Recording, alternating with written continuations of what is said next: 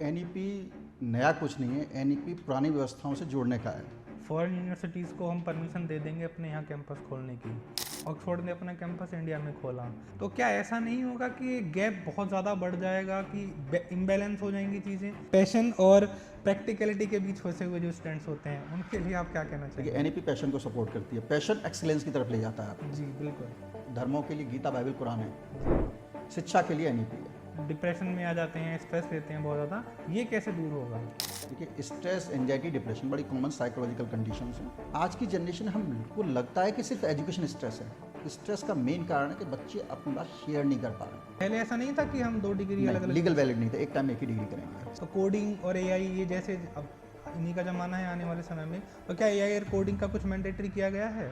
हमारा main focus है continuous internal evolution, जिसको लोग इंटरनल एग्जामिनेशन कंफ्यूज कर देते हैं। लेकिन सबसे बड़ी प्रॉब्लम आती है इम्प्लीमेंटेशन में। क्या उतनी अच्छे से इम्प्लीमेंटेशन हो पाएगा या नहीं हो पाएगा, या फिर कब तक हो पाएगा वो?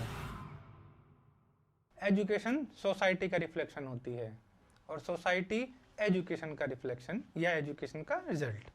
आज हमारे साथ इसी सार्थक एजुकेशन पर बात करने के लिए ऐसे गेस्ट हैं जो सिर्फ शिक्षा पढ़ाने तक ही सीमित ना रख के पॉलिसी मेकिंग तक जाते हैं। हम सर का इंट्रोडक्शन देने के लिए बैठ जाएंगे तो बहुत लंबा इंट्रोडक्शन बैठेगा, शायद आधे घंटे का पॉडकास्ट तो सर के इंटरव्यू में ही निकल जाएगा। तो उससे पहले मैं बताऊं, सर शिक्षक श्री सम्मान से सम्मानित हैं, यूपी गवर्नमेंट ने उनको दिया था, और शिक्षा रत्न से भी सम्मानित हैं जो कि यूपी गवर्नमेंट ने ही सर को दिया हुआ है।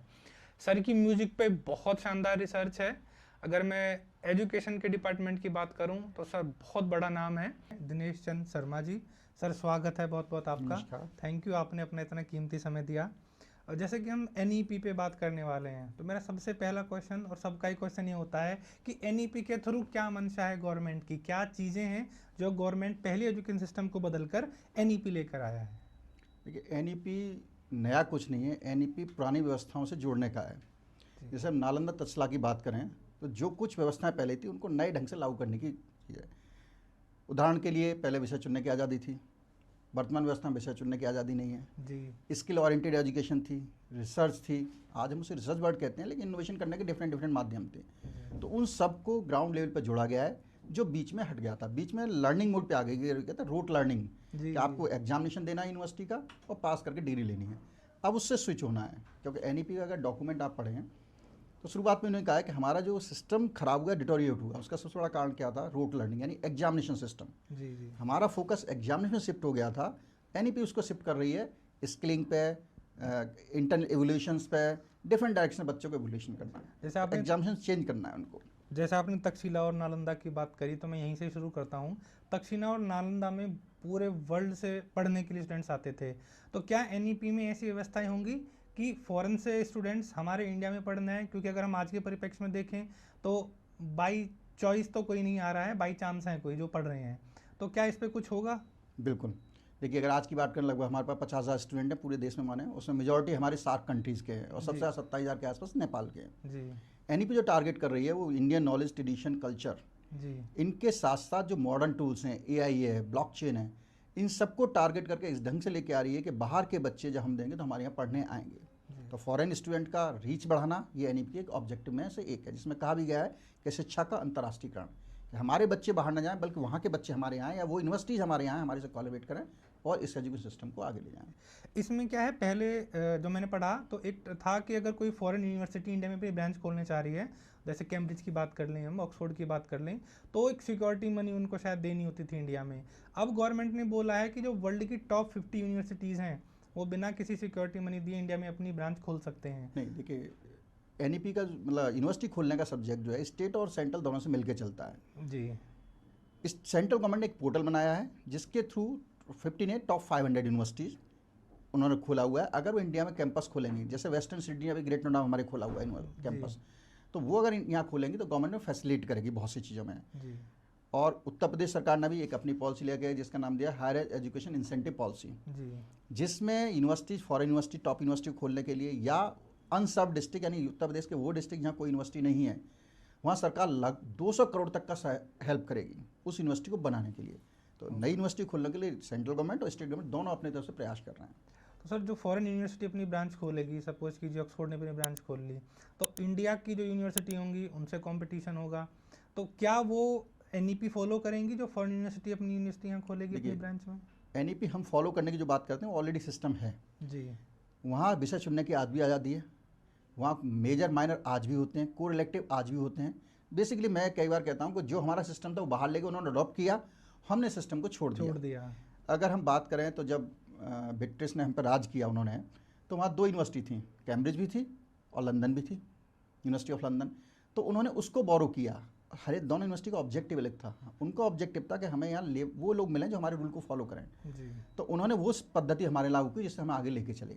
तो अगर वो आती है, जो हमारा एनईपी का सिस्टम है लगभग मैच करता हुआ सिस्टम है इंटरनेशनल पैटर्न से। ओके, तो जैसे अब एनईपी में अभी तो होता है साइंस ले लिया, ह्यूमैनिटीज़ ले लिया और कॉमर्स ले लिया, तो एनईपी में तीनों के समागम से हम कोई भी सब्जेक्ट चूज़ करके देखिए, एक तो एनईपी जो बाहर भी होता है, एक कोर मेजर होते हैं, कंपल्सरी से सब्जेक्ट कहता हूँ, इलेक्टिव होते हैं जी। मेजर सब्जेक्ट वो आपको अपनी फैकल्टी स्ट्रीम से लेने होंगे, लेकिन बाकी चुनने की आज़ादी होगी आपको। और ये एनईपी एक बात करना, मल्टी डिसिप्लिनरी, बहुविषयकता, यानी आपको डिफरेंट सब्जेक्ट लेने ही लेने हैं। साइंस वाले को लैंग्वेज और आर्ट्स लेना ही लेना है, बाध्यकारी स्टेट में भी जी। तो एक माइनर के रूप में लेना है, लेकिन आपको अदर फैकल्टी अदर स्ट्रीम से लेना ही लेना है। जैसे कोई मैथ के साथ पॉलिटिकल साइंस पढ़ना चाहे तो वो आज की चूज डेट कर में अलाउड सकता है, है। यूपी में भी अलाउड है। जी जी।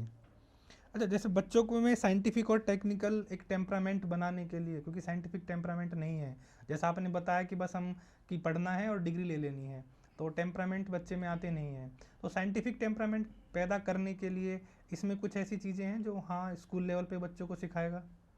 स्कूल लेवल पे वोकेशनल की बात की गई है जी। हायर में भी हर सब्जेक्ट में प्रैक्टिकलिटी की बात की गई है जी। इवन आप लैंग्वेज सब्जेक्ट देखिए, इंग्लिश देखिए, जहाँ प्रैक्टिकल हम सोच नहीं सकते, हिंदी सोचिए, लेकिन यहाँ भी एनईपी की वजह से यूपी में लागू किए गए कि आपको स्क्रिप्ट राइटिंग सिखाइए, एक अलग कंसेप्ट है, ट्रांसलेशन उसमें जॉब है, तो स्किल कनेक्टेड किया गया है जिससे चीज़ें आगे बढ़ेंगी। और रही बात साइंटिफिक टेम्परामेंट, साइंस क्या है? साइंस कोई विषय नहीं है, एक ये क्या है, एक वे ऑफ लाइफ है, वे ऑफ पैटर्न है। साइंस ही कहता है, सवाल उठाता है और उसका आंसर मिल गया, वो साइंस है, चाहे वो हिंदी का विषय हो, चाहे पॉलिटिकल हो, चाहे इकोनॉमिक्स हो, कोई भी हो, या विज्ञान के विषय हो।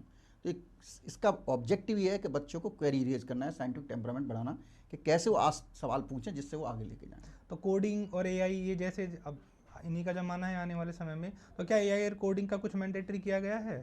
न केवल पहली बार ऐसा हुआ है हमारे उसमें एनईपी में कि जहाँ आईसीटी को, इंफॉर्मेशन कम्युनिकेशन टेक्नोलॉजी को मैंडेटरी किया गया, एक अलग से चैप्टर दिया गया एनईपी 2020 में। अभी तक एक पार्ट में आते थे, और यहाँ डिफरेंट एआई है, कोडिंग है, ब्लॉकचेन है, ये मॉडर्न टेक्नोलॉजी है, इनकी बात की गई कि हर जगह, इवन पीएचडी में आपको जो कोर्स करना होता है हमको, उस कोर्स वर्क के दौरान भी कहा गया कि इन चीज़ों को जोड़िए, तो वो हर चीज़ में थोड़ा थोड़ा जोड़ने की बात की गई है। ओके। यूनिवर्सिटी लेवल पे स्कूल के बाद ग्रेजुएशन करने के लिए कोई बच्चा जाता है, अभी 3 साल की ग्रेजुएशन होती है, मोस्टली 4 साल की होती है, बीटेक वगैरह के तो 4 साल की। अभी जो आने वाला समय है उसमें बोल रहे हैं कि एनईपी में 4 साल की ग्रेजुएशन होगी, तो ये इंटीग्रेटेड होगी या 4 साल मैंडेटरी होगी? नहीं, मैंडेटरी ऑप्शनल होगा, और इसको तो 4 ईयर अंडरग्रेजुएट प्रोग्राम का है, ये 2 होंगे, एक एफवाईपी केवल 4 ईयर्स और एक एफवाईपी विद रिसर्च।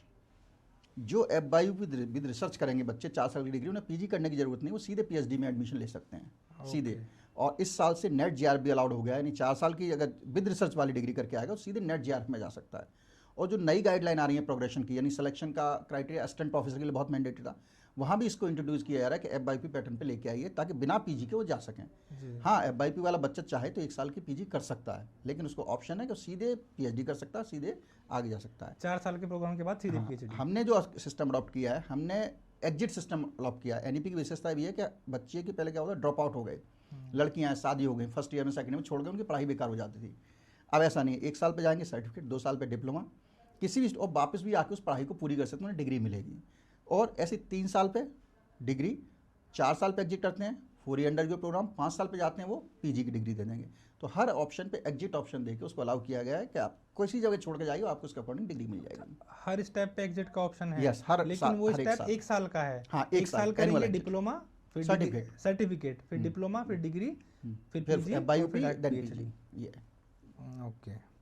और सर सुनने में आया कि 2 साल में ग्रेजुएशन क्या है, कुछ ऐसा है कि 3 साल? हाँ, इसे अर्ली कंप्लीशन ऑफ डिग्री कहते हैं हम, जो यूपी गवर्नमेंट ने 2001 में लागू किया था, बाद में यूजीसी ने भी लागू कर दिया है कि जो बच्चे फास्ट लर्नर हैं, क्योंकि एनईपी क्रेडिट बेस्ड सिस्टम है। जी। डिग्री करने के लिए आपको 120 क्रेडिट चाहिए, हर साल में 40 डिग्री क्रेडिट चाहिए।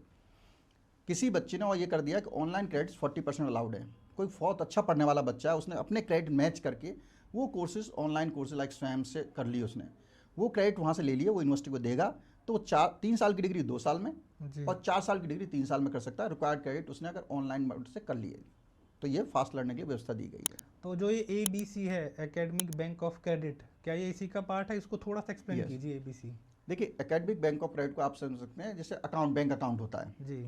बैंक अकाउंट में हम क्या करते हैं, पैसे जमा करते हैं और ज़रूरत पर निकाल लेते हैं। अब मान लीजिए कोई चीज़ मुझे खरीदनी है जो 100 रुपये की थी, या 120 की डिग्री खरीदने के लिए मुझे 120 क्रेडिट चाहिए, तो कहीं से भी, चाहे मैंने यूनिवर्सिटी पास की या ऑनलाइन सिस्टम, क्रेडिट मेरे खाते में जमा होते जाएंगे। जी। जब मुझे छोड़ के जाना है तो यूनिवर्सिटी से मैं कहूँगा मुझे भाई 2 साल पे छोड़, यूनिवर्सिटी 80 क्रेडिट है इनके इन फील्ड में, वो अलाउ कर देगा, वो आप उतने क्रेडिट आपके माइनस हो गए खाते में से। और फिर तो एक बेसिकली अकाउंट सिस्टम है जहाँ क्रेडिट आपके जमा होंगे, जब भी आपको एग्जिट करना है वहाँ से टैली होंगे और ये किसी भी यूनिवर्सिटी में ट्रांसफर हो सकते हैं। फॉर एग्जाम्पल, किसी बच्चे ने मेरे कॉलेज से फर्स्ट ईयर किया, 40 क्रेडिट जमा किए, जी। अगेन सेकंड ईयर, वो थर्ड ईयर में से लग रहा है मुझे दिल्ली यूनिवर्सिटी जा सकता हूँ, दिल्ली यूनिवर्सिटी डिग्री खाली है। जी। अगर आपका अकाउंट है तो अपने पोर्टल से वो दिल्ली यूनिवर्सिटी अप्लाई करेगा कि मेरे इतने क्रेडिट ने, दिल्ली यूनिवर्सिटी उसके एक देखेगी 80 क्रेडिट हमारे से मिलना है नहीं मिलना है। जी। अगर मिलना है तो वहीं से वो अलाउ करेंगे, बच्चे के सीधे 80 क्रेडिट इस यूनिवर्सिटी से हट के दिल्ली यूनिवर्सिटी के पोर्टल में चले जाएंगे और वहाँ से जाके वो कर सकेगा। ध्यान ये रखना है कि एक बार क्रेडिट यूज कर लिए तो आप दोबारा इस्तेमाल नहीं कर सकते। एक बार ही यूनिवर्सिटी फीस कर सकते हैं। हाँ, अब जैसे आपने 40 क्रेडिट लेके सर्टिफिकेट लेके चले गए आप, जी। और आपने कहा नहीं मुझे दोबारा करना है, तो ये हमने यूपी में व्यवस्था की थी। आपने 40 सर्टिफिकेट ले लिया, यूज हो गए कंज्यूम, तो उसका यूपी में सिस्टम है कि आप सर्टिफिकेट दोबारा यूनिवर्सिटी जमा कर दिया, आपके रिक्रेडिट हो जाएंगे वो। क्योंकि वरना क्या होगा, कोई बच्चा हर साल पे क्रेडिट कर रहा है तो उससे सर्टिफिकेट ले लिया, डिप्लोमा भी लिया और डिग्री भी ले ली। जी। एक बच्चा 3 साल बाद जा रहा है तो उसका तो नुकसान हो गया। नुकसान हो गया। तो क्रेडिट वंस यूज्ड है और इनकी जो लाइफ है, यानी कब तक यूज कर सकते हैं, 7 साल, 7 ईयर्स तक वैलिडिटी है, उसके बाद ये लैप्स कर जाएंगे। सर जैसा आपने बताया, तो फाइनल जो क्रेडिट आएगा तो वो क्रेडिट कौन सी यूनिवर्सिटी को जाएगा? मैंने एक यूनिवर्सिटी से 80 पॉइंट्स लिए, मैं फिर दिल्ली यूनिवर्सिटी चला गया। आप जहाँ फाइनल एडमिशन में होंगे, फाइनल एडमिशन जहाँ बिल्कुल होंगे, वहाँ ट्रांसफर, जहाँ से मुझे एग्जिट लेना है, अगर मुझे दिल्ली से डिग्री का एग्जिट लेना है और दिल्ली ने मुझे एक्सेप्ट कर लिया है, वो बच्चे को लेके जाने की जरूरत नहीं है, बच्चा अपने पोर्टल से अप्लाई करेगा उनको, उन्हें एक्सेप्ट किया तो आप बच्चे वहाँ चले जाएंगे। जहाँ से आप डिग्री डिमांड करेंगे मुझे छोड़ के जाना है, उस जगह वो क्रेडिट मैच करेगा कि मेरे इतने क्रेडिट इसके खाते में हैं या नहीं, अगर हैं आपको वो डिग्री दे दी जाएगी। तो सर जैसे आज होता है कि यूनिवर्सिटी बोलते हैं कि हमारे यहाँ के बच्चों में इतना टेम्परामेंट था, उनका 1 करोड़ का पैकेज लगा है, तो फिर ये कॉन्ट्रडिक्शन नहीं होगा कि 2 साल हमारे यहाँ पढ़ा, 1 साल DU में चला गया, उसने कुछ बहुत अच्छा किया, 1 करोड़ का पैकेज लगा, तो दोनों यूनिवर्सिटी क्लेम करेंगे कि हमारे यहाँ से पढ़ा हुआ है? एलुमनाई तो वो वहाँ का भी है जी, दोनों एलुमनाई जगह वहाँ का भी है। जी। तो जहाँ के भी आप एलुमनाई हैं तो क्लेम करना राइट है। जी। आज भी अगर मेरा BSc का स्टूडेंट अगर कहीं से असिस्टेंट प्रोफेसर बनता है, मेरा BSc पास आउट है, जी। तो नेचुरल सी बात है हम भी क्लेम करें, हमारा एलुमनाई, तो एलुमनाई तरह कंसर्न जहाँ जा रहा है वो अपना क्लेम करेंगे, भाई मेरा पास आउट बच्चा है, जी। जी। भले ही डिग्री उसने कहीं से ली हो। ओके, चलिए मेरा नेक्स्ट क्वेश्चन है सर, आपने जैसे एजुकेशन है, हम बात कर रहे थे कि ये कॉन्करेंट लिस्ट का मैटर है, और जब हम जाएंगे कि दूसरे स्टेट्स हैं, कोई इसको NEP को लागू करे अपने यहाँ या ना लागू करे, तो इसमें जो कॉन्ट्रडिक्शन होगा स्टेट गवर्नमेंट और सेंट्रल गवर्नमेंट के बीच में, तो जनरल मैटर पे तो सेंटर पावरफुल होता है, लेकिन NEP के मैटर में क्या होगा अगर स्टेट नहीं लागू करता है अपने यहाँ? देखिए, NEP एक एडवाइजरी गाइडलाइन के फॉर्म में है, बस नहीं लागू करेंगे। जैसे आप पे कमीशन ले लीजिए, जी। पे कमीशन आते हैं तो UC क्या कहती है, भाई हमारी ये शर्तें इन पर लागू करना है, अगर आप नहीं करेंगे तो UC ग्रांट नहीं देगी, आपको चीज़ें रोक देगी। वैसे सेंट्रल गवर्नमेंट जो उनके बेनिफिट्स हैं वो आगे बढ़ाने से रोक सकती है, लेकिन वो अगर वो कह रहे नहीं हमें बेनिफिट भी नहीं चाहिए आपके, तो कोई बाध्यकारी नहीं है। बट मेजॉरिटी ऑफ स्टेट ने एक्सेप्ट किया है, चल रहा है, लेकिन आज भी बहुत से ऐसे स्टेट हैं जहाँ NEP नहीं हुई है, वो देर से करेंगे, इसको इम्प्लीमेंटेशन टाइम 2035 तक है। अच्छा, 35 तक मैंडेटरी है कि इंडिया हाँ, में सब कंप्लीट जगह लागू लागू हो करना है जाएगी। इसको, यस। अच्छा, जैसे हम बोलते हैं कि अपनी जो रीजनल लैंग्वेज होती है, रूरल लैंग्वेज है, हम उसमें भी इसको, उसका प्रावधान है कि हम अगर पढ़ना चाहें तो उसमें भी पढ़ सकते हैं। तो जैसे साउथ इंडिया है, इंडिया तो मल्टीलिंगुअल है, जहाँ भी जाएंगे अलग अलग लैंग्वेजेस हैं, तो इसमें किस तरह से समन्वय बैठाएंगे? अगर CBSE बोर्ड स्कूल है, वो साउथ इंडिया में चल रहा है, तो वहाँ क्या यही पैटर्न फॉलो होगा या फिर वो अपनी रीजनल लैंग्वेज देंगे? जो NEP कहती है, और ये सच्चाई भी है, इनिशियल जो स्टडी है आपकी वो भारतीय भाषा में होनी चाहिए। आपका कितना भी मैं इंग्लिश अच्छी बोल लूँ, लेकिन अब थॉट प्रोसेस चलेगा सिर्फ हिंदी में, क्योंकि मैंने बचपन से पढ़ा है। तो इनिशियली गवर्नमेंट भी कह रही है कि लोकल लैंग्वेज, वो ये भी नहीं कह रहे हिंदी में कितने डायलेक्ट हैं, वो तो ये भी कहते हैं कि भोजपुरी है तो भोजपुरी वाले हिस्से में पढ़ाइए आप लोगों को, क्योंकि बच्चे का दिमाग वहाँ अच्छा चलेगा। कोई बात है कि बच्चे को आज़ादी दीजिए बोलने की, खुल के सोचने की, और वो अपनी भाषा में ही मातृभाषा में आएगी जो उसकी मातृभाषा है। तो NEP में केवल वो नहीं कि शेड्यूल लैंग्वेज हमारी, बल्कि जितनी भी रीजनल लैंग्वेजेस हैं उसमें कहा गया कि इनिशियल एजुकेशन लोकल लैंग्वेज में होनी चाहिए। फिर उसके बाद त्रिभाषा सिस्टम लागू किया है इन्होंने कि 3 भाषाएं पढ़नी चाहिए। उस पर डिबेट भी है कई स्टेट्स में, जी। लेकिन उसमें है कि 3 भाषा, एक हिंदी, एक फॉरेन लैंग्वेज, एक लोकल लैंग्वेज में बच्चे को पढ़ना चाहिए। ओके, तो हिंदी लोकल लैंग्वेज जोन और की एक है, इंटरनेशनल, नेचुरली इंग्लिश और इंटरनेशनल इंग्लिश हो गई जो इंटरनेशनल लैंग्वेज में होगी। ओके, तो जैसे हमने बात करी है इसी चीज़ों की कि लैंग्वेज में पढ़ेंगे, तो फॉरेन लैंग्वेज अगर हम डाल रहे हैं तो क्या बेनिफिट होगा कि फॉरेन लैंग्वेज, सपोज कीजिए कोई अपना एक रूरल लैंग्वेज चूज़ कर रहा है कि कोई भोजपुरी में है, कंफर्टेबल हूँ मैं, उसको हम फॉरेन लैंग्वेज और सिखाने की कोशिश कर रहे हैं, तो क्या ये होगा या फिर सिर्फ एक ही लैंग्वेज होगी वहाँ पे? नहीं, देखिए ये जो त्रिभाषा सिस्टम है 12 तक के लिए है, 12 तक के लिए है। उसके आगे ऑप्शनल है। बच्चे को जैसे एक लैंग्वेज सीखनी है, यूपी में है जैसे एक लैंग्वेज आपको सीखनी है, चाहे वो हिंदी सीखे चाहे वो संस्कृत सीखे, करना जरूर है लैंग्वेज का कोर्स को करना, 2 क्रेडिट का कंप्लीट करना है। जी तो आज की डेट में साइंस का स्टूडेंट लैंग्वेज कर ही नहीं रहा था, जहाँ बीएससी में आगे उस लैंग्वेज से मतलब नहीं रहता जी था। जी जी तो अब क्या है कि एक लैंग्वेज आपको सीखनी पड़ेगी। इसके 2 ऑब्जेक्टिव हैं, एक तो आप अपनी भाषा से दूसरों लोगों को कम्युनिकेट कर पाएंगे, बिल्कुल। दूसरे क्या है जो यंग माइंड है उसकी सोचने की अगर शक्ति होगी, अच्छा बनेगी, तो नेचुरली आगे का जो स्ट्रक्चर है, आगे के बुक्स हैं वो अच्छे ढंग से डेवलप होकर आएंगे। आजकल क्या है, मोस्टली बुक्स कहिए, साइंस में कहिए, वो ट्रांसलेटेड बुक्स हैं, ओरिजिनल वर्क बहुत कम है। अब नेचुरली आ गया इंडियन से, लेकिन वो क्या है बाहर से बुक आई, उसको ट्रांसलेट किया है। ज़्यादातर अच्छी बुक्स ऐसे मिलती हैं। तो अगर ये स्टडी होगी कि लैंग्वेज में अपनी भाषा में करेंगे तो नेचुरली आगे किताबें अच्छी लिखी जाएंगी, स्टडी मटेरियल अपनी भाषा में आएंगे, सारी चीज़ें आएंगी अपनी। अच्छा सर, जैसे आज देखते हैं हम कॉन्स्टिट्यूशन में भी है कि 6 to 14 ईयर्स ऑफ एज के जो स्टूडेंट्स हैं उनको फ्री एंड मैंडेटरी एजुकेशन है। न्यू जो एजुकेशन पॉलिसी है इसमें 5+3+3+4 शायद ये किया है, तो ये क्या है कि 5-3-3-4? देखिए जो हमारा अप टू 5th क्लास, फिर अप टू 8th क्लास, फिर 12th क्लास, देन ग्रेजुएशन ढंग से इन्होंने किया, हायर एजुकेशन को बांट दिया अलग। नीचे वाली बेसिकली उन्होंने जो मेजर चेंज है वो प्राइमरी एजुकेशन पे चेंज है इसमें। प्राइमरी एजुकेशन पे चेंज किया है, तो 5 साल में प्राइमरी है, फिर 3 ऐसे करके वो अब। चलते वो नहीं, टोटल 12th को उन्होंने अलग अलग फ्रेगमेंट कर दिया, ईयर उतना ही है जी। और फ्रेगमेंट कर दिया उन्होंने। ओके, चलिए। अब जैसे यूजीसी का रूल था बहुत पहले, पहले तो ये रूल नहीं पता होता था, जब किसी को बताओ तो वो बोलता था ऐसा नहीं है कि एक टाइम पर एक ही स्टूडेंट्स 2 डिग्री कर सकता है, बशर्ते यूनिवर्सिटी अलग अलग हो और एक कोर्स रेगुलर हो और एक प्राइवेट हो। क्या अब ये सारी चीज़ें एनईपी में भी हैं कि 2 डिग्री एक साथ अलग अलग यूनिवर्सिटी नहीं, से? पहली बात रूल पहले भी ऐसा नहीं था, जी एक साथ 2 डिग्री नहीं कर सकते थे आप, पहले बिल्कुल नहीं कर सकते। अब जरूर लागू हुआ है, लेकिन उसकी कुछ शर्तें हैं।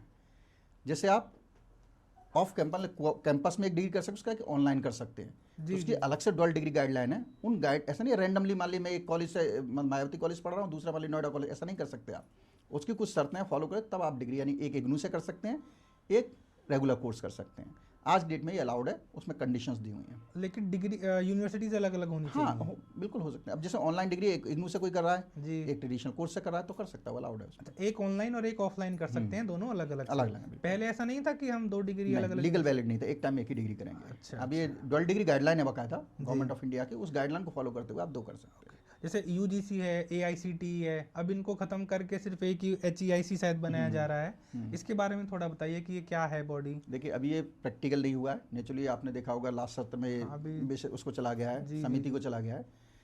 अभी तक क्या अलग अलग अम्ब्रेला थे, एआईसीटी अलग है, एनसीटी अलग है, तो उसमें क्या सोचा गया आपस में, क्योंकि हायर एजुकेशन तो एक ही है, कॉन्ट्राडिक्शन इवन एजुकेशन मिनिस्ट्री सबको डील करती है। जी उसके बाद भी बीए बीएससी में यूजीसी की तरफ चला गया, टेक्निकल पोर्शन एआईसीटी की। तो ये क्या एक बड़ा अम्ब्रेला ला के, ताकि ये कम्युनिकेशन आसान हो और दूसरे सब एक दूसरे इंटीग्रेट करें। अगर मैं उदाहरण दूं कि हर बच्चे को स्किल ज़रूरी है। अब मेरे कॉलेज के बगल में पॉलिटेक्निक है, जी। पॉलिटेक्निक वाले को लैंग्वेज पढ़नी है और मेरे कॉलेज वाले को स्किल चाहिए। आज की डेट में कोई ऐसी व्यवस्था नहीं है दोनों इंटरेक्ट कर सकें। जी जी। लेकिन ये अम्ब्रेला ये पूरा बन जाएगा मेजर आर्च, उसके अंदर अलग अलग आइडेंटिटी रहेंगी, ये ऐसा नहीं है बिल्कुल खत्म हो रही है। एक मेजर है, उसके नीचे आइडेंटिटी रहेंगी, फिर आपस में इंटरेक्ट कर पाएंगे कि स्किल कैसे ले बच्चा।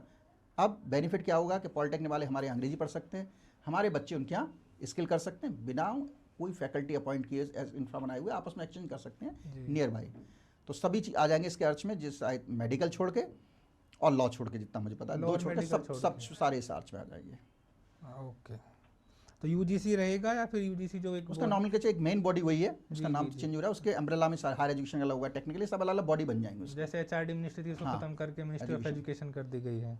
चलिए, अच्छा सर, एक है एक IKS, Indian knowledge system, last podcast हुआ था हमारा एक, तो हमने संजीव सर से भी उस आईकेएस के बारे में बात की थी। तो आईकेएस को थोड़ा सा डिफाइन कीजिए, इंडियन नॉलेज सिस्टम ये क्या है? देखिए इसको और ब्रॉड करिए, इंडियन नॉलेज सिस्टम का ट्रेडिशन एंड कल्चर भी। इन सबको कनेक्ट करना है। और ये किसी ज़माने में बहुत सी ऐसी लैंग्वेज, आप वैदिक लिटरेचर ले लीजिए, आप बहुत सी ऐसी व्यवस्थाएं जो अर्निंग के सोर्स थे और रिसर्च भी बहुत अच्छी थी, लेकिन जैसे हम बाहरी जो एजुकेशन सिस्टम आया तो हम अपने सिस्टम को भूलते चले गए। जी। तो IKS का ऑब्जेक्टिव है कि उसमें जो हमारी ट्रेडिशन है, कल्चर है, नॉलेज है, उन सब पे एजुकेशन में कनेक्ट करना। यूपी गवर्नमेंट ने क्या किया एजुकेशन, हायर एजुकेशन में, कि हर सब्जेक्ट में मैंडेटरी किया है कि हर सब्जेक्ट की पहली यूनिट IKS को डेडिकेटेड है। फॉर एग्जांपल मैं अपने सब्जेक्ट की बात करूं, मैं जूलॉजी का स्टूडेंट हूं, कि हमारे यहाँ बचपन से बच्चे को पढ़ाया जाता है कि फादर ऑफ जेनेटिक्स मेंडल हैं। जी। हमने वही पढ़ा, हम भी वही आगे कम्युनिकेट करते हैं। लेकिन अगर पहली बार जब व्यवस्था आई, ये हुआ कि क्योंकि वो टीचर पे छोड़ा गया, पहली बार व्यवस्था हमने देखा क्या पढ़ा सकते हैं हम। तो मैंने देखा कि जो वॉन बियर की थ्योरी है, एम्ब्रियोलॉजी की थ्योरी है, मेंडल की जो जिस ढंग से बात की है, वो चरक में ऑलरेडी है। जी। तो अगर मैं उसको बच्चों को पढ़ाऊंगा तो बच्चे नए सिरे से सोचेंगे, और नए सिरे से सोच के क्या कर सकते हैं भविष्य में आके, अगर वो प्रूव करते हैं तो क्लेम कर सकते हैं। क्योंकि साइंस का एक रूल है कि जिसका पहला आया उसका नाम काम माना जाएगा। तो कल को ये प्रूव कर पाए कि नहीं, तो मेंडल ने भी जीन्स वर्ड वगैरह नहीं दिए थे, जी। जी। जी। उसको किसी और ने इंटरप्रेट किया था। अगर ये बच्चे प्रूव कर पाते हैं आगे जाके कि नहीं ये चीज़ कोरिलेशन है, तो फादर ऑफ जेनेटिक्स से हटके हो सकता है मे बी चेंज हो जाए। तो इन बच्चों को आगे ले जाना है। जैसे मैं एक बात कहूँगा, शायद सभी एग्री करेंगे, संजीव सर भी बैठे हुए हैं, शायद ये भी एग्री करें। जैसे कालिदास जी को बोलते हैं कि वो इंडिया के शेक्सपियर हैं, जबकि अगर टाइम देखें तो कालिदास जी बहुत पहले हुए थे, शेक्सपियर बाद में हुए थे। तो ये क्या हम क्लेम कर सकते हैं कि नहीं नहीं ऐसा कुछ नहीं है, जैसे आपने बताया कि मेंडल को हम, यस, रिसर्च पे डिपेंड है। हमें इस वर्ल्ड में कोई अब ब्लाइंड नहीं हो सकता। उस क्यों का जवाब देना, और क्यों का जवाब दिया तो बिल्कुल क्लेम कर सकते हो। वो तो एक थ्योरी है कि शेक्सपियर कह देते हैं हम। जी जी वो जी साइंटिफिक टेम्परामेंट नहीं है, लेकिन वहाँ एक थ्योरी दे दी है कि भाई इंग्लिश पॉपुलर थी दुनिया भर में, जी जी जी संस्कृत नहीं था। तो हमने उसको इस ढंग से हम उल्टा भी कह सकते, बाहर जाके उल्टा भी कह सकते थे। ये कहते एक भाषा है, कोई सिद्धांत नहीं है, बस आम चलन की भाषा कर दी कि भाई इंडिया के शेक्सपियर कालिदास हैं। जी जी। लेकिन साइंस में बहुत से ऐसे फैक्ट हैं जहाँ हमने बहुत कुछ किया है, उसको प्लेटफॉर्म पे लाने की जरूरत है। वो यंग जनरेशन लेके आएगी जब R&D करेगी इसमें। तो ओके। अच्छा, टीचिंग, लर्निंग और रिसर्च, ये तीन चीज़ें हैं, तो NEP ने इनको कैसे डिफाइन किया है? देखिए, टीचिंग बिल्कुल अलग पार्ट हो गया, लेकिन लर्निंग और रिसर्च की बात करें, टीचिंग तो मैं टीच कर रहा हूँ, लर्निंग सामने वाला लर्न कर रहा है। जी जी लर्निंग और रिसर्च में क्या होता था अभी तक के, जैसे मैंने कहा रोट लर्निंग की बात है, मेरा टारगेट क्या था, ये क्वेश्चन आएंगे यूनिवर्सिटी से, मुझे इसका एग्जाम पास करना, मेरा पूरा फोकस उस एग्जामिनेशन पास करने पर था। जी जी जी सीखने पे नहीं था। NEP ने शिफ्ट किया है, जो अभी है आज की डेट में, धीमे NEP में है भी कि धीमे धीमे यूनिवर्सिटी एग्जामिनेशन को मिनिमाइज कर देना है। हमारा मेन फोकस है कंटिन्यूस इंटरनल एवोल्यूशन, जिसको लोग इंटरनल एग्जामिनेशन कंफ्यूज कर देते हैं। इंटरनल एग्जामिनेशन बिल्कुल अलग चीज़ है। इंटरनल मतलब वही है कि यूनिवर्सिटी वाले एग्जाम को आपने आंतरिक ले लिया, वो चीज़ नहीं है। बिल्कुल। CIE का मतलब है सतत आंतरिक मूल्यांकन। इसका मतलब है हम बच्चों को डिफरेंट डायरेक्शन से मूल्यांकन करना। फॉर एग्जाम्पल, बच्चा कॉलेज नहीं आया, मूवी देखने चला गया अपने पेरेंट्स के संग, टीचर का काम क्या है, मूवी देखा, डांटना नहीं है, बल्कि भाई तुमने क्या सीखा है मुझे 10 लाइन में इसके पॉजिटिव पॉइंट बताओ। ये डिफरेंट डायरेक्शन सोचने का तरीका है। जी। तो डिफरेंट डायरेक्शन से उसका मूल्यांकन करना है, ये NEP ने दिया है। और जो धीमे धीमे अभी यूनिवर्सिटी एग्जामिनेशन है 25% है, लेकिन धीमे धीमे बढ़ेगा, यूनिवर्सिटी एग्जामिनेशन कम होगा, बच्चों के डिफरेंट डायरेक्शन से चीज़ें आएंगी। कई चीज़ें होती है कि बच्चे, जैसे आपने सुना होगा सचिन तेंदुलकर की बात होती है, सचिन कभी डिग्री नहीं कर पाए। जी। अगर हम उसको इक्वलेंस दे देते, उसने मेहनत तो की, एक एक्सपर्टी की, अगर हम मेहनत ही करें, इस लेवल का खिलाड़ी है तो इतने क्रेडिट होंगे, ये मेडल लेके आया तो ये क्रेडिट होंगे। तो अगर हम क्रेडिट देंगे तो नेचुरल से क्या बेनिफिट्स होंगे, और वो क्रेडिट से क्या वो बच्चा वो डिग्री भी कर पाएगा, क्योंकि उसकी जो मेहनत है जिस एरिया में, जिसकी एक्सपर्टी है, बेसिकली वो एक्सपर्ट उस एरिया का, तो उसको अगर डिग्री में क्यों नहीं शामिल करिए। NEP आज़ादी देती है कि आप उन चीज़ों को भी एक्सपर्टी में शामिल करिए जिससे वो डिग्री ले सके। तो ये जैसे NCC जी। यूपी ने किया है। अगर यूपी में कोई बच्चा NCC कर रहा है, उसने B सर्टिफिकेट ले लिया, उसे एक माइनर पेपर देने की ही जरूरत नहीं है, उसके सीधे क्रेडिट वहाँ जुड़ेंगे। ओके। ऐसे ही C सर्टिफिकेट कर ले, एक और माइनर पेपर देने की जरूरत नहीं है। अभी तक अच्छे बच्चे नहीं जा रहे थे, क्यों, उन्हें लगता था मेरा पेपर छूट जाएगा, नंबर खराब हो जाएंगे। बिल्कुल। अब व्यवस्था दे दी गई कि नहीं साहब, आप NCC करिए, आपको 2 पेपर देने की जरूरत ही नहीं है, उनके पढ़ने के लिए जरूरत नहीं है, आपको नंबर सीधे जुड़ जाएंगे। अगर C सर्टिफिकेट है तो 2 पेपर्स में आपको रिबेट B मिल सकती है तो एक माइनर 6 क्रेडिट का, तो और C है दूसरा माइनर, यानी 2 12 क्रेडिट के बच्चे को एग्जाम देने की ही जरूरत नहीं है। तो इस ढंग से बहुत सी ऐसी चीज़ें हैं जिससे आप सतत आंतरिक मूल्यांकन तक ले जा सकते हैं, उसकी एक्सपर्टी को क्रेडिटाइज कर सकते हैं। और NEP बेस है क्रेडिट बेस पे, तो क्रेडिट कहीं से वर्टिफाई हो, जैसे पढ़ने का क्रेडिट कैसे होता है, यूनिवर्सिटी एग्जाम से, एग्जाम लिया हमने, कह दिया भाई इतने क्रेडिट हो गए। किसको स्पोर्ट्स में बहुत अच्छा है, उसको कैसे हम वेरीफाई कर सकते हैं, भाई इस कैडर का मेडल है जी। यानी नेशनल लेवल का मेडल, गोल्ड मेडल है, इसको भाई 10 क्रेडिट दे देंगे हम, मेजर कर ले। लेकिन इलेक्टिव में तो सारे उसे पढ़ने की जरूरत नहीं पड़ेगी, तो वहाँ से आराम से कर सकता है काम। अच्छा, स्पोर्ट्स के लिए भी एनईपी में कुछ वो है कि स्पेशल क्राइटेरियाज कोई स्पोर्ट्समैन के लिए, या कोई स्पोर्ट्स में बच्चा अच्छा है उसके लिए कोई स्पेशल? नहीं, अभी नहीं है, लेकिन ये चीज़ें हैं, आने वाली हैं। यूपी में भी बात चल रही है कि भाई हम उसको क्रेडिटाइज करें, पर ये लिबर्टी है। सतत आंतरिक मूल्यांकन को आपको पूरी लिबर्टी है कि आप बच्चे को किस ढंग से मूल्यांकित करते हैं। ये आपकी चॉइस है। आप मेडल यूनिवर्सिटी बना दे कि भाई स्टेट लेवल के मेडल का हम कितने क्रेडिट मानेंगे। जैसे एनसीसी का मैंने एग्जाम्पल दिया, वो हो जी, गया जी, यूपी जी, में। बिल्कुल। हर यूनिवर्सिटी बना सकती है कि भाई ये लेवल के क्रेडिट हैं, आप जुलाई बॉटनी पढ़िए, बाकी सब्जेक्ट की चिंता मत करिए, बाकी क्रेडिट यहाँ से आ जाएंगे, तो बच्चे को डिग्री मिल सकती है। ओके।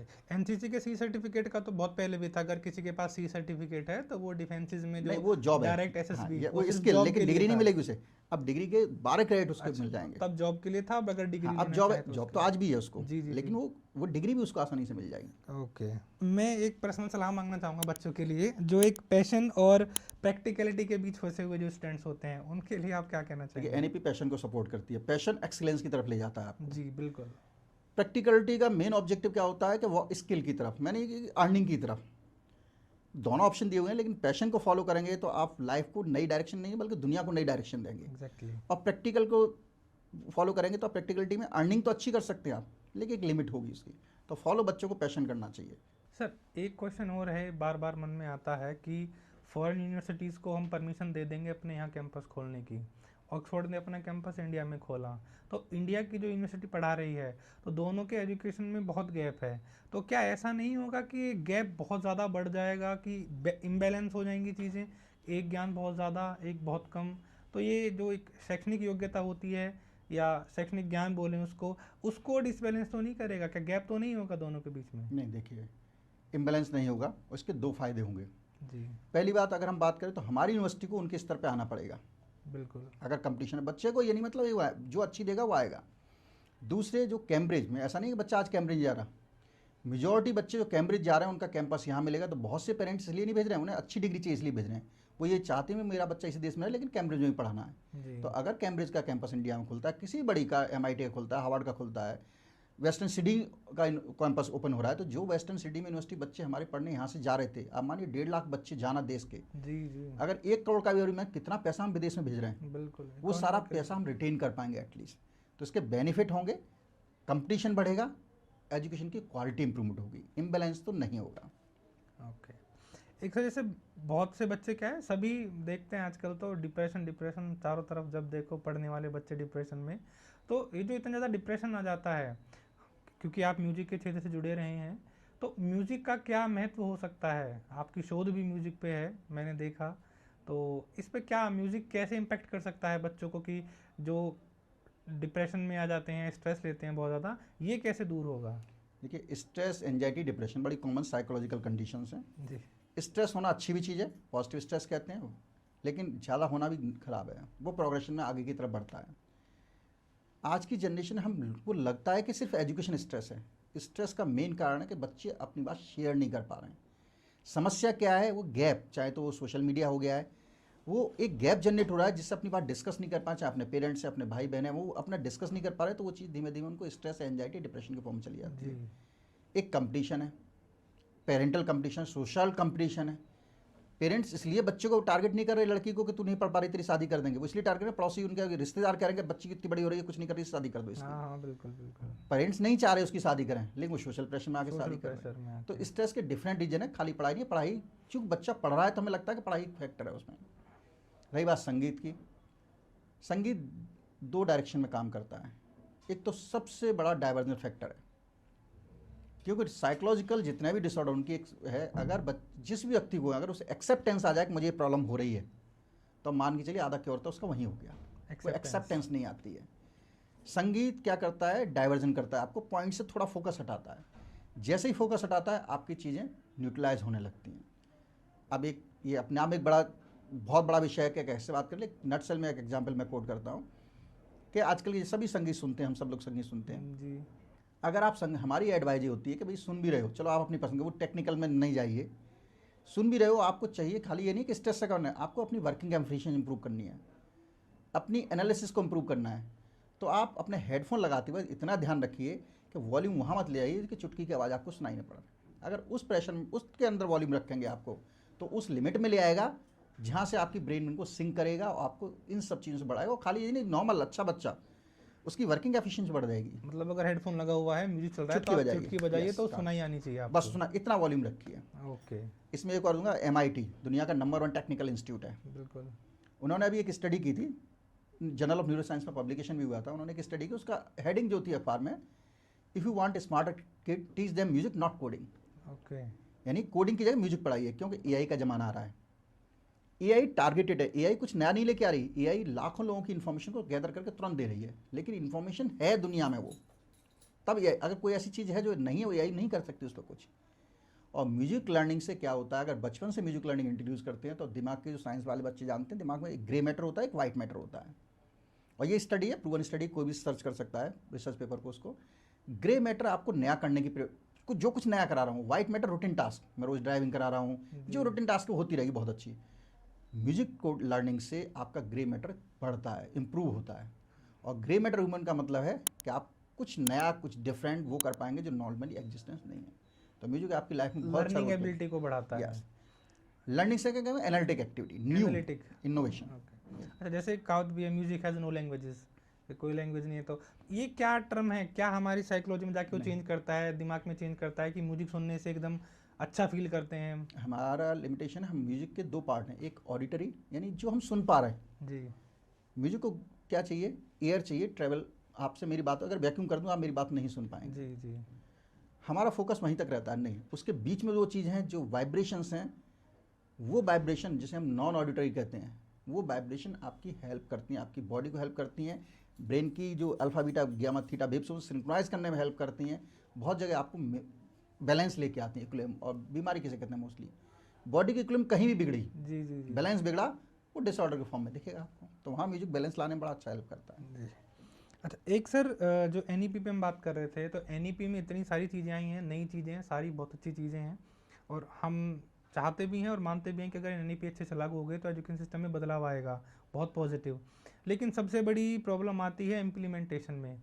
क्या उतनी अच्छे से इम्प्लीमेंटेशन हो पाएगा या नहीं हो पाएगा, या फिर कब तक हो पाएगा वो? आपकी बात से मैं सहमत हूँ। दो चीज़ दिक्कत है इम्प्लीमेंटेशन, एक तो इम्प्लीमेंटेशन, दूसरा अवेयरनेस। और ये सरकारें कोशिश कर रही हैं। दिक्कत बीइंग ए फैकल्टी में, टीचर भी हूँ, हम माइंडसेट छोड़ने को तैयार नहीं हैं। माइंडसेट हमारा क्या है कि जो मैंने पढ़ा मैं वही आगे पढ़ाऊंगा, मैं उस पैटर्न को छोड़ने को तैयार नहीं हूँ। तो जो इसके इम्प्लीमेंटेशन सबसे बड़ी दिक्कत जो एजुकेशन में फैकल्टी यानी फैकल्टीज़ हैं, उनका माइंडसेट चेंज नहीं होना है। अगर ये माइंडसेट चेंज होगा, इस इम्प्लीमेंट बहुत आसान होगा। वो उस पर काम चल रहा है, धीमे धीमे आ रही हैं चीज़ें, लेकिन अभी भी मेजॉरिटी ऑफ टीचर्स उसको एक्सेप्ट करने को तैयार नहीं है। आप आधे लोगों से पूछें, उन्होंने NEP डॉक्यूमेंट नहीं पढ़ा होगा। जब आपने डॉक्यूमेंट नहीं पढ़ा हुआ, वो हमारी नैतिक जिम्मेदारी है कि हम वो पढ़ें और इसको अवेयर करें। स्टूडेंट को नहीं पता कि वो 3 साल की डिग्री 2 साल में कर सकता है, तो कैसे क्लेम करेगा वो? उसे नहीं पता मैं 1 साल में बच्चे की शादी हो गई, उन्हें नहीं पता, घर वालों को इसको सर्टिफिकेट भी मिल सकता है, तो कैसे क्लेम करेंगे? तो अवेयरनेस कराना और जो माइंडसेट को, स्टिग्मा को तोड़ना, ये कंसर्न यूनिवर्सिटियों की जिम्मेदारी है, कॉलेज की जिम्मेदारी है, प्रिंसिपल की जिम्मेदारी है कि इस स्टिग्मा को तोड़ें, ताकि बच्चे जाने, और जब जानेंगे तो अपना हक क्लेम कर पाएंगे। ओके। और सर, फॉरेन स्टूडेंट्स को कैसे हम अट्रैक्ट करेंगे इंडिया की तरफ? पहले भी आपने बताया है। देखिए, एक मान के चलिए, मैं बायोटेक्नोलॉजी को बहुत अच्छा कोर्स लेके आता हूँ जी, लेकिन बायोटेक्नोलॉजी में मैं MIT का तुलना नहीं कर सकता। बिल्कुल। बहुत सी ऐसे फील्ड हैं टेक्नोलॉजी के। तो मेरा जो मानना है, व्यक्तिगत मानना है, और नॉर्मली होना भी चाहिए, कि हम उन चीज़ों को हाईलाइट करें जो उनके पास नहीं है। अगर मैं एग्जाम्पल कोट करूँ, हमारी कारपेट इंडस्ट्री है, उसमें बहुत सी ऐसी चीज़ें, अगर हमसे कोई डिज़ाइनिंग कोर्स ऐसा लेके आते हैं जो यहाँ उनके बच्चे आ सकते हैं। आर्ट एंड कल्चर है, क्राफ्ट है, बनी ठिनी पेंटिंग राजस्थान की है, बिल्कुल, बिल्कुल। उस पेंटिंग वाले कंसेप्ट लेके आए, आर्ट एंड स्कल्पचर भी लेके आए, जहाँ पर दुनिया में चीज़ें कम हैं, उन चीज़ों को हमारी यूनिवर्सिटीज़ हाईलाइट करें। उनको आजकल वो पता ही नहीं है कि कोर्स में ही बदल सकते हैं। बहुत सी ऐसी चीज़ें हैं जो हमारे यहाँ बाबा दादा नाना नानी के समय चल रही थी, आज खत्म हो गई हैं। जी, जी, तो जी। IKS वो भी आपको रास्ता देता है। IKS में हमने ये भी कहा है कि जो स्किल कोर्स करिए, कि आपके घर में कोई ऐसी व्यवस्था थी जो ख़त्म होने के कगार पे है, तो आप उसको, अब एक एग्जांपल मैं कोट कर रहा हूँ यहाँ पे, जैसे कुम्हार है, बहुत अच्छे उसके पॉट बनाता है, बर्तन बनाता है, लेकिन उसके बच्चे उससे सीखने को तैयार नहीं है जी। लेकिन अगर मैं कह दूँ, उसको बुला लूँ अपने स्कूल कॉलेज में और कहूँ भाई आपको हम यहाँ सिखाएंगे, बच्चों को पॉटरी बनाना सिखाएंगे, अब उसमें वो उसका तो फिक्स वहीं तक था, कुल्हड़ ये बनाना। जी, जी, जी। लेकिन नया माइंडसेट, चाक चला रहा हूँ से आ गया, जी, जी, जी। तो जने क्या बना देगा उसमें से? बिल्कुल, बिल्कुल। क्योंकि नया वो सीखने को, तो यही है कि आपके यहाँ जो भी हैं, या यहाँ की रागनी गायक है इस एरिया की, जी। भाई रागनी को आप इंट्रोड्यूस करिए कॉलेजों में। अगर ये नहीं होगी तो कुछ जनरेशन और खत्म हो जाएगी, फोक म्यूजिक है, ये खत्म ही हो फोक म्यूजिक जाएगा, खत्म हो बिल्कुल जाएगा। और folk ये डिफरेंट डायरेक्शन है, क्योंकि स्किल ओरिएंटेड है और इससे अर्निंग बहुत अच्छी होती है। जी, तो जी। ऐसे डिफरेंट कोर्सेज हो सकते हैं, वो जिम्मेदारी कॉलेज की है, यूनिवर्सिटीज की है, वो अपने एरिया में ढूंढें कि ऐसी क्या चीज़ है जो जिस पे हम अट्रैक्ट कर सकते हैं। जी। हम ये टारगेट करेंगे एआई पे ही हमारे आएगा, कुछ आ जाएंगे लेकिन दुनिया के टॉप कंट्री के नहीं आएंगे, साख के आ जाएंगे एआई के लिए, नो डाउट हम दे सकते हैं। जी, लेकिन अमेरिका बच्चा एआई पढ़ने आए बहुत मुश्किल है। बिल्कुल। हमें उन फील्ड को टारगेट करना है जहाँ वो आएंगे, बच्चे आ सकते हैं, जो हमारे पास हैं बहुत पहले से हमारी ये नेटिव चीज़ें नॉलेज हैं। है। अच्छा। और सर एक जैसे हम एनईपी की एजुकेशन पॉलिसीज़ की बात करें तो पहली एजुकेशन पॉलिसी 1968 में आई थी इंदिरा गांधी जी के टाइम पे। सेकंड जो आई थी 86 में आई थी राजीव गांधी जी के टाइम पे। उसके बाद 92 में रिफॉर्म हुआ, पीवी नरसिम्हा राव जी की गवर्नमेंट थी। इतना टाइम जो भी ये नेशनल एजुकेशन पॉलिसी 2020 आई है, ये जो इतना टाइम लगा इसको आने में, तो क्या नहीं लगता कि ये शिक्षा के साथ में एक भेदभाव हुआ है? नहीं, जैसे अगर आप एजुकेशन सिस्टम को देखेंगे, भले ही पॉलिसी नाम से ना आई हो, लेकिन बीच बीच में काम होते रहें, रिफॉर्म्स होते रहे हाँ, हैं। रिफॉर्म लगातार होते रहें, डिफरेंट रिफॉर्म होते रहें। चूंकि ये कॉन्करेंट लिस्ट का पार्ट है, तो रिफॉर्म कई बार इंप्लीमेंट नहीं हो पाते हैं। हर पॉलिसी की अपनी विशेषता होती है, वो लेके आती है और उसको आगे ले जाना चाहिए, तो वहाँ दिक्कत आती है, लेकिन बीच में रिफॉर्म होते रहें। अब मैं अगर जैसे क्रेडिट, एनईपी में क्रेडिट सिस्टम है, एनईपी में एग्जिट कॉन्सेप्ट है, जी। ये हमारे पास पहले भी था। बीवॉक की डिग्री आप देखिए यूजीसी की थी, वो पूरा इस जो सिस्टम है वहाँ आप देख पाएंगे, क्रेडिट सिस्टम वहाँ पूरा था, एग्जिट सर्टिफिकेट, डिप्लोमा सब है वहाँ पर। तो पहले भी थे पर लिमिटेड कोर्स में थे, एनईपी ने सब जगह लागू किया उसको। अब बात यह है कि अगर इम्प्लीमेंट हो जाए अच्छे से तो एनईपी सफल। मेरा तो सदैव कहना होता है एनईपी के संबंध एक कहता हूँ, जैसे धर्मों के लिए गीता, बाइबल, कुरान है, जी। शिक्षा के लिए एनईपी है, वही स्थान है। अगर इसको सही ढंग से लागू कर दिया गया तो हम तभी विश्वकर्मी बनेंगे जब एक्चुअल रूप में एनईपी इंप्लीमेंट हो पाएगी, पॉलिसी से नहीं, ग्राउंड लेवल पे। और उसमें सबसे ज़्यादा ज़रूरी है फैकल्टी के माइंडसेट और ट्रेनिंग की सबसे बड़ी ज़रूरत है। इंफ्रास्ट्रक्चर लोग कहते हैं, मेरे हिसाब से उसमें उससे ज़्यादा ज़रूरत है हमारे माइंडसेट बदलने की। हम विश्वगुरु थे, विश्वगुरु हैं और ताउम्र बने रहेंगे। संजीव सर की बहुत अच्छी लाइन थी जब पॉडकास्ट में हुआ था। सर एक क्वेश्चन होता है हमारा, अगर ये सबसे पूछते हैं हम सारे गेस्ट से, अगर हम इंडिया की सारी पावर आपको दे दें कि एजुकेशन में जो भी करना है आप ही करोगे, आप ही एजुकेशन के सर्वे सर्वा हो, तो क्या कुछ चेंजेस हैं जो आप करना चाहोगे? देखिए, मुझे एक सिस्टम बड़ा पसंद है, 12th तक सबके लिए एजुकेशन बराबर, जी। एरिया वाइज, चाहे वो प्राइम मिनिस्टर का बच्चा हो, चाहे वो एक चपरासी का बच्चा हो, चाहे एक किसान का बच्चा हो, उसे नियर बाय स्कूल में पढ़ना है तो उसे नियर बाय में पढ़ना है। जी। ये 12th तक सबको फ्री एजुकेशन होनी चाहिए और एक एरिया में होना चाहिए। वहाँ गवर्नमेंट को हायर को उनको छोड़ देना चाहिए कि मेजॉरिटी आप प्राइवेट सेक्टर के जाइए, वहाँ लेने दिए, लेकिन 12th तक फ्री एक्सेस ऑफ एजुकेशन होना चाहिए, इक्वल एक्सेस ऑफ एजुकेशन होना चाहिए। अच्छा, जिस स्कूल में अगर मिनिस्टर का बेटा पढ़ रहा है वहीं पे किसान का कई बेटा कंट्रीज में पढ़े। है, यूएस में चलेगा, एरिया वाइज है। जी। ये आपका एरिया है रहने का, इस एरिया में सब पढ़ेंगे, आप 8 किलोमीटर से बाहर नहीं जाएंगे तो नहीं जाएंगे, चाहे किसी का बच्चा होने इससे मतलब नहीं, वो स्कूल सबको पढ़ाएगा उस एरिया। तो आज हमने बात करी डीसी सर से नेशनल एजुकेशन पॉलिसी 2020 पर। सर ने एनईपी को इतने अच्छे से डिस्क्राइब किया है कि शायद अगर किसी स्टूडेंट्स के या किसी टीचर के कोई भी कंफ्यूजन हो, शायद वो सब क्लियर हो गए होंगे आपके। शिक्षा को ऐसे ही जीवित रखिए, ऐसे ही जीवंत रखिए, बने रहिए। हम दोबारा मिलते हैं एक नए गेस्ट के साथ और एक नए पॉडकास्ट के साथ में।